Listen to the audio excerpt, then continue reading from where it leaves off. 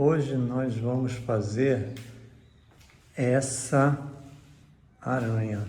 A confecção dessa aranha, né? E aqui os materiais que a gente vai precisar, ó. Essas cubetinhas, né, ó. Eu comprei na internet, R$30 o kit. Vamos usar essas duas menorzinhas aqui. Gesso, né? Tintas, arame recozido, aquele aramezinho de obra, tá? Então vamos lá.